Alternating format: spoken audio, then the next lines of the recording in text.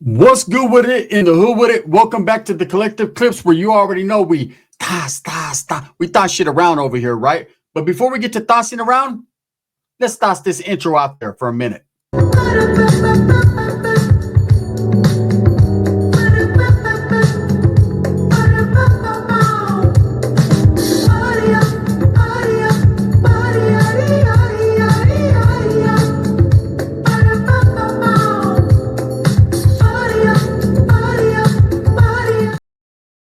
Welcome back, and if you haven't already hit that like and subscribe button, make sure you go ahead and do that.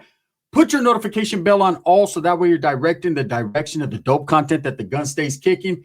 And I appreciate it, brother. I really fucking do. Are you ready for another super? Super Torta has entered the building. And this one is my first wifey, right? Yeah, she was my little Tortiana. She was my Christian Rock. You know, she was my Whitney Houston, Bobby. She was my control Janet, right? But just with a bigger ass and a little bit of a bigger stomach. You guys all know I like torta. So we're going to get to the new super torta. I told you guys yesterday in the video I was going to explain to you, and a lot of people requested that I do this video about my first wife. They want to know a little bit about my history, her history, what happened. And we're talking about the video I did yesterday about the Tule res and how me and my primos pulled up and it got turned up quick, brother. You know what I'm saying? There was bubblers broken. There were sprinklers broken. There was chorras, from what I hear, fucking severed. It was all bad. It was just a bad situation, right? So let's get to the woman, the myth, the legend herself, my ex-wifey, my first one, because I've been married twice, right? So in order to tell you the complete story, I have to take it way back.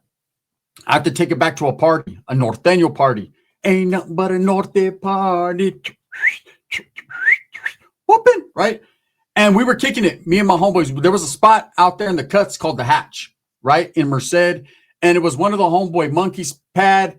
And we called it the Hatch because it was way out in the country. And everyone used to party there. Hey, his dad would be there straight paisa with the gun, just rocking back and forth, just ready for anyone to get crazy. And he'll just shoot in the air and be like, go, let's get it on. That's it, right? He didn't care if we fought. He didn't give a fuck if we pissed in the backyard, took a shit in the middle by the roosters. Nothing. So it was like all's fair play is fair play. We were kicking it, right? So what we do is we go to the little local clubs, wasn't very many at the time, and we bring whatever bad chick that we could bring from Fresno, Madera, fucking all the way as far as Manteca, like whatever chicks were there. Hey, come on, we got a good after kick it spot. So we'd go out there, light a bonfire, drinking. I remember they used to bump that song, Bean da bam, back to back to back to back. It was around the time of GUN. It was a great time in the era of Northern California, right? It was a beautiful existence for gang members. So anyways, we're kicking back there, and I had a homegirl named Rose at the time, right? So my homegirl, she's like gangster, pretty gangster, right? Like one of them fine-ass chicks, doesn't dress all chola, just fine as shit, but she was down with the shenanigans, right? So I'm kicking back with the homeboys, all high-powered, you know, arms all up like this, trying to act tough. See the vatos in my town, no, I'm going to put them down, right? And here she comes, and she's like, hey, let me get at you, fool. And I'm like, what's up? She was like, hey, that fool, Tiny, right? Now, at this point in time, I had an enemigo, personally. He was from another neighborhood. My neighborhood used to go at it. West side was my neighborhood. We were from the west. We used to go at it with the north, right? The north side, red on red. And these guys were putting in some work. I got to give LBL their respect. They were putting in that major work. But there was one dude in particular who I wanted to fucking just hit him in the head as hard as I could. It was a dude named Tiny. And now he's no longer in good standings. He done fell off. He's way out the way, right? But in them times, he was a fucking pain in the ass. That vato was like the last drip of pee-pee. You know, you just can't seem to shake. And then all of a sudden you put your shit in your pants and it goes down your leg. He was irritating, right? Fucking irritating ass dude. But he was with the business. And he was a hitter. He always had something on him. It was hard to catch him slipping. He was like a shadow. He'll just come, and then disappear again. So everybody wanted to get him. So when this chick Rose tells me, hey, this fool's over there, right? He's at my homegirl's pad right now. He's boning his old lady. They're in the room right now, fucking bumping R. Kelly hella loud. I'm like, oh shit. That about those bumping, keep it on the down low? Well, thank you for not keeping it on the down low. So I mount up a whole bunch of troops, hitters, like real ones. Like a couple of those homeboys, to this day, I don't even want to be around because they might do something to me. They were gangsters, right? So it's about 5 of us in the car load deep. We mobbed. Now, Rose didn't take us to her house. Of course not. She wouldn't have told me shit if it was her pad because she already know we're still in the TV, taking water faucets, everything. The homies are different. And leaving a motherfucker leaking in the corner. So the whole intention was to go over and do something bad to him, like very bad, like terminally bye-bye bad. And I'm thinking as I'm driving, I'm thinking like, okay, this is our time to shine. This dude done shot a couple homeboys. He done put in some work. What route are we going to take it? And then I get to contemplate. And now as we're leaving, we're not going to Rose's house. We're going to her homegirl. She had a black homegirl with her. It was her pad. Her parents, she lived with her parents. They were in Philadelphia on vacation. I'll never forget this story because it's truth, right? Super truth. They were in Philadelphia, so we're going to go in. So the homeboys are already in the car like, hey, we're going to snag everything in there. I'm like, bro, I'm just going to snag this dude's soul. Fuck the bullshit, right? Let's get over there. But as I'm thinking, I'm like, man, if I do something to this guy like I want to do, then I got to do something to you, homie. I got to do something to you. I got to do something to all three of these females because there was 3 females, a black chick, the homegirl Rose, and another chick with us who I conveniently got a mamon from after the incident. But anyways, so I'm thinking to myself, I don't want to go to prison, right? I just want to kick this dude's ass a little bit. But I know he has a thing on him. He always does. So as we get to the house, the homeboys are like, it's whatever. Everybody's strapped up. Everybody's ready. And I said, let me go get at him first, bro. You know what I'm saying? Let me give him an option. The homie's like, fuck that. Let's do that. We came over here for one thing. I said, we came over here to steal the TV. Stop, right? And fucking drink all the milk they got in the refrigerator. And look, she has fucking Frosted Flakes. You already know I'm going to get me a bowl. So as I'm walking down the hallway, I could hear, give me that honey love. And I just hear, and I ain't gonna bullshit you guys. I listened for like a minute and 14 seconds because I was a gang member, right? Damn. He's in that motherfucker putting in some work. So I knock on the door and they get all quiet in there. I'm like, hey, look, hey, bro, it's fucking whoop-de-whoop, dead end, this, and that. I start gangbanging on him. Look, bro, we got you. We're here. We're deep. You know what I'm saying? It is what it is. Now, a real gangster, if he was a real gangster, he would have just started shooting, boom, boom, boom, boom, boom, and then it would have been what it would have been, right? But I told him, hey, if you jump out the window, get on down the road, you ain't going to have to suffer the repercussions from this discussion.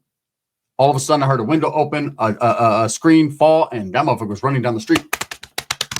He was gone, right? His chick opens the door. I remember looking in her eyes. She was pretty. I wouldn't say fine, a little thicker, right? I was disgusted with her that she could actually be sleeping with that dude who fucking shot my friend, right? You disgust me. She comes out talking that high power shit. Leave my old man alone. He's more gangster than you. He would have killed your ass. He's this. And I grab her by, no, you don't stop it. I gave her the mush mouth, right? I mushed her. Get out of here, stupid. Anyways, this room right now is going to be used since it has an awkward smell, yet a sensual smell in here. I tell the other chick, hey, other chick, right? Not Rose, because I already boned her, right? And the black chick, the homie's already on her, like licking her fucking behind her ear. Come here, boom. We do our thing. We go back out into the living room. That chick's there. She's all mad. She tells her friends, why'd you tell these guys? Why'd you bring him here? You knew he was here. And I tell her, shut up, right?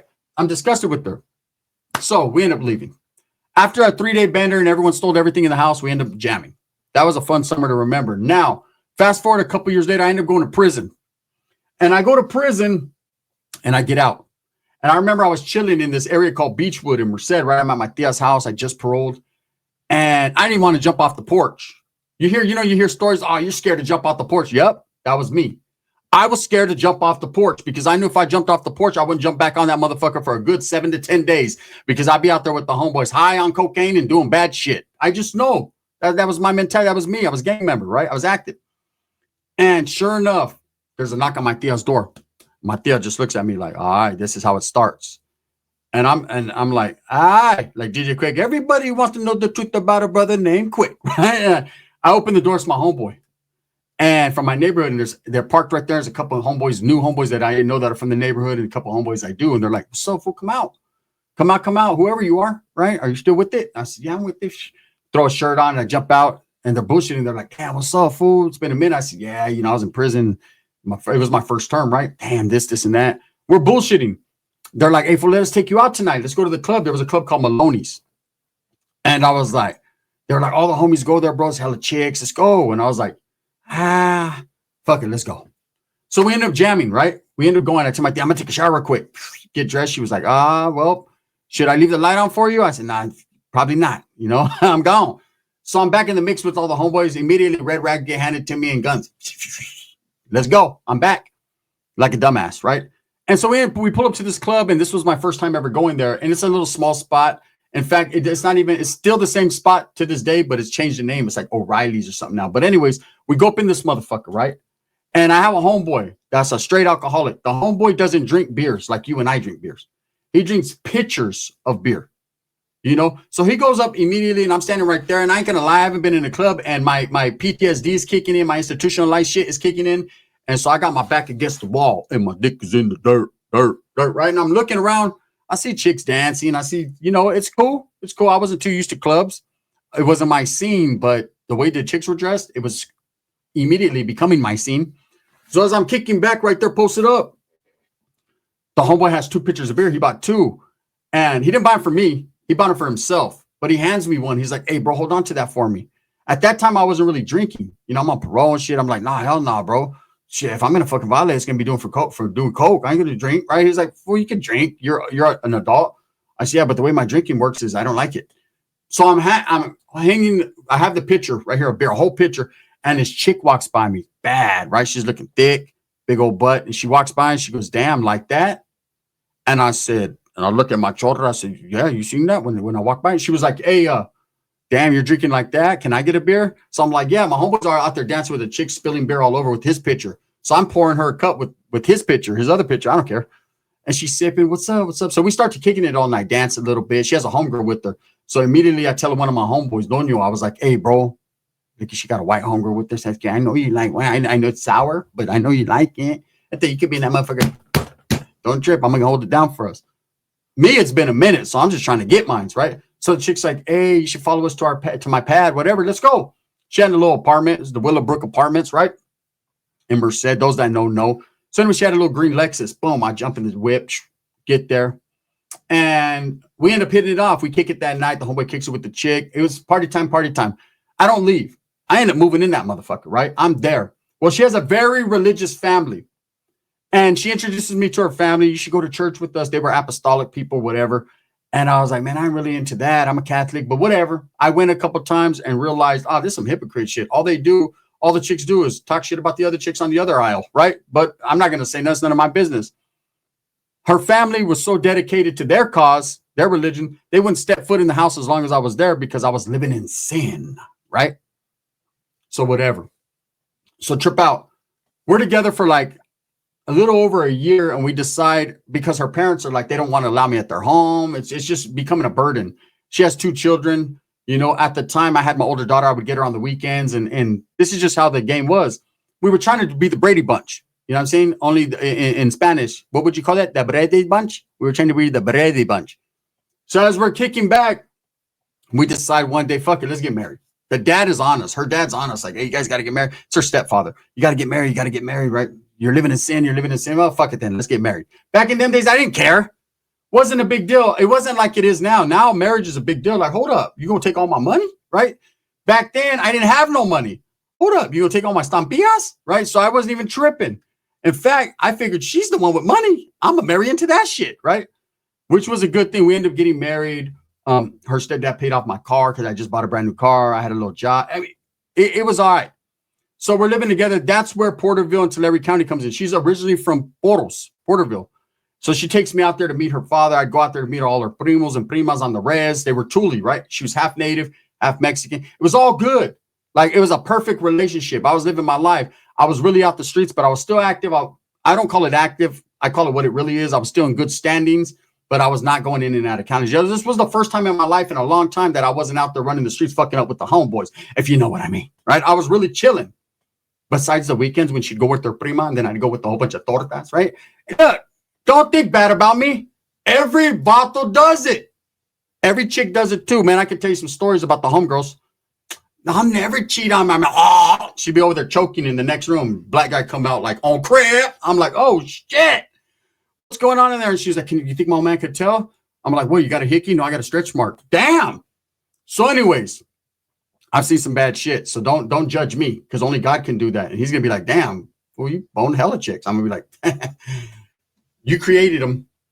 I dated them and then deflated them. It's all good.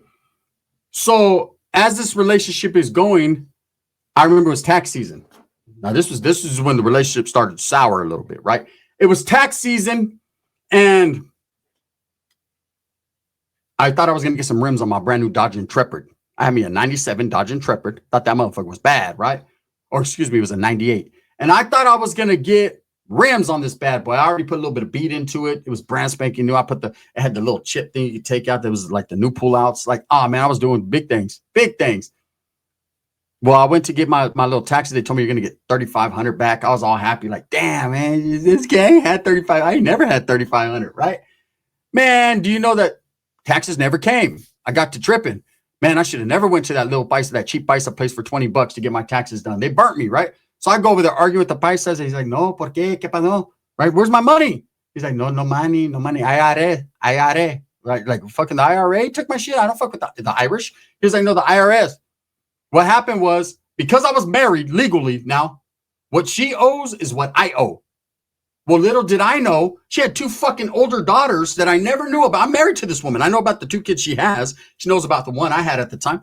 This chick had 2 other daughters living in Porterville with some paisa on a ranch. They got all my child support. She owed child support. They took all my shit.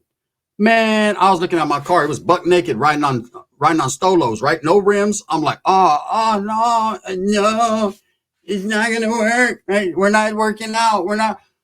When it comes to money, that could definitely damper a situation, right? So anyways, fast forward to, we go to Fresno. We're in Fresno, right? And we're always in Tulare County now, shit. Always on the res. That's where I took Ricky. That's where I took fucking Roach. That's where I took Pepe. That's where we got into it. Like, her family was cool as fuck with me, but they made a rule, like, don't bring them, you know, because you got heroin? He was different. So anyways, as we're kicking back, my tias hated my ex-wife because she was like a no-nonsense chick. She's the type, she was a thumper. Like, she'll fight. She was crazy. We argued. We fought. Like, she was just with the business. They did not like her. My tias used to like fat chicks she could punk. Hey, bitch, get the fuck going. I'm going to tell you right now, just because you look like Reggie White doesn't mean you hit like him. Okay, I don't care if you grab me by the shoulder and throw me. Guess what? You're coming with me, but I'm going to get you in the headlock.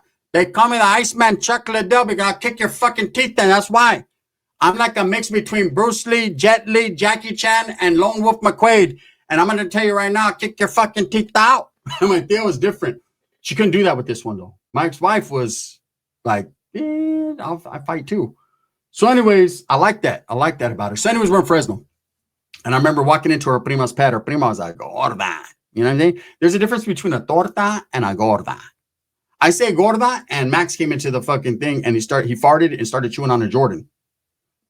Even he doesn't like the gordas, right? So anyways, her prima was esa mousy. Orale, esa mousy. Why do they call big chicks mousy?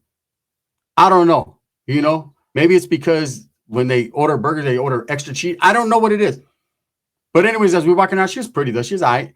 Walk in, hey, what's up? What's up? Yeah, it was my first time meeting her. She was actually very cool people. So I shouldn't judge her like that. And I'm not. I'm just giving you guys the facts.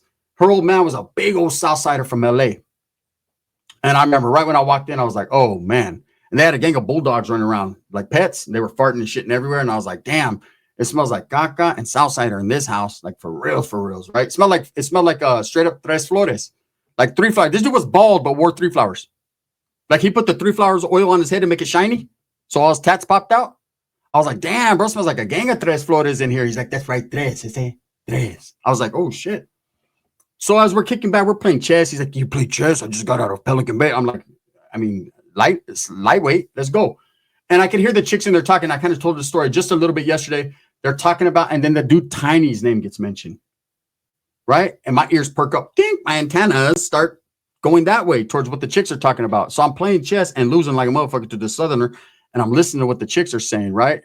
In between dogs farting and Southsider fucking Sul gang, right? I'm hearing my prima, I mean her prima and my old lady.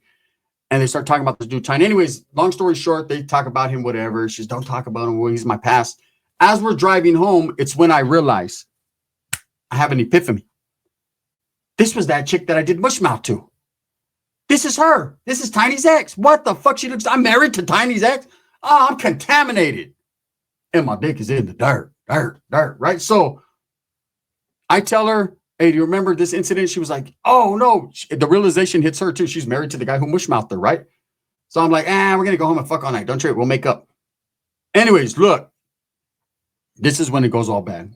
So I have my older daughter. My daughter's almost 30 now. And I used to get her on the weekends. True story.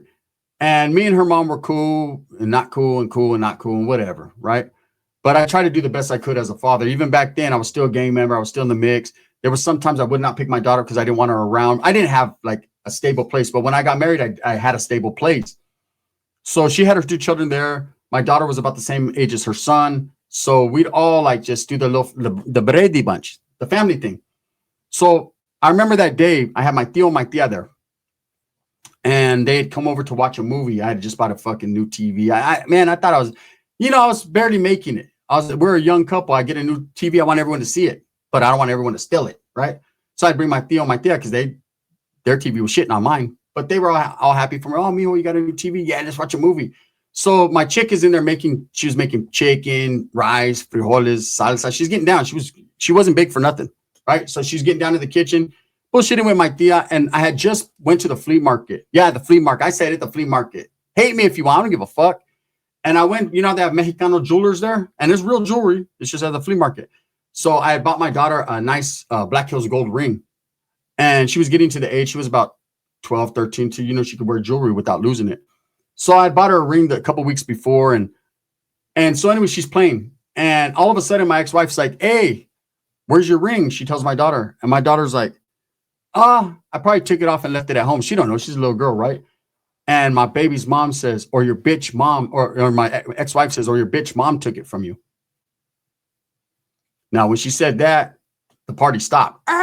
My tia looked at me and she said, "Handle your business."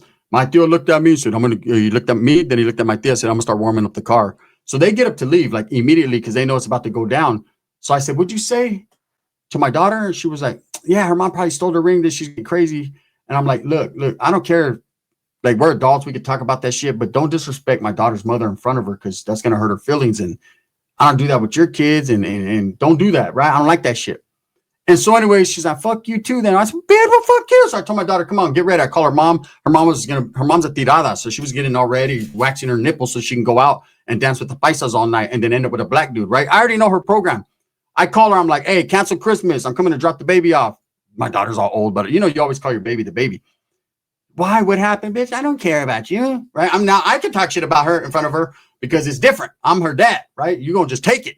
But I ain't going to have no other chick, I don't care who it is, talk about my daughter's mom. That's the way it worked. So she's like, "All right." She knows I'm serious. So she's like, "Come drop her off." So I drop her off. "Don't worry, Mija, I'll get you next weekend." I immediately go to the hood. I ain't trying to go home. I go kick it with the homeboys, right? Kicking it with the homies. And I ain't going to lie. We got into some sha-la-la-la-la-la that night, right? He had some bomb-ass tortas come over. And I ain't going to lie, man. I've never been one to bullshit you guys. I'm going to die with you before I lie with you. Brothers, for the woods that are watching, for the brothers that are watching, for the usos that are watching, and for the Mexicanos that stay watching, I'm going to tell you guys this. I used to cheat like a motherfucker on my chick, right? So that night, no difference from what I did every other weekend, right? It was like one weekend I get my daughter, the next weekend I cheated. You know what I mean? I was doing my thing. I was an active Norteño, and I was very active on all fronts. So I'm kicking it with these chicks. I forget all about the shenanigans at home and what's going on and that I left. But I'm obviously going home. You don't stay. That's my home. That's where all my shit's at. So the next day I'm pulling up in my Dodge Intrepid. We're under an overhang. It's on the north side. We actually lived in the neighborhood of the dude that she used to date. Fuck it then. Mi vida loca, right? Life's risky. So as I pull up, I'm sitting in my car contemplating if I want to fucking argue. Because I definitely don't want to argue with this chick. And like I said, she's a fighter and a biter. She's crazy. And her son comes out. And he sees me. And I'm under a carport. There's a metal poles on the side. I'm under the carport. And we live in some apartments, some ghetto apartments, right? I was broke. And the kid goes running. He was like, "Dad's in that parking lot," right? He used to call me dad and shit. I hope you're doing good, mijo. I know he watches, right? And so, hey, I shouldn't be talking about your mom like that, but I am. So anyways, he goes running in. So she comes running out all crazy. Have you ever seen a fat, fine Mexican chick run at you? It's like appealing and unappealing at the same time. Like, damn, look at those tetas, right? And then at the same time, it's like, wait up. She just got her nails done. They're all sharp and shit. So I'm kicking back in the car and I got it on and I actually got my foot on the brake and it's in reverse, right? Because I'm waiting. If she gets too crazy, I'm just going to lean back and get up out of here. Well, she immediately starts jumping in the window, scratching my face, my neck.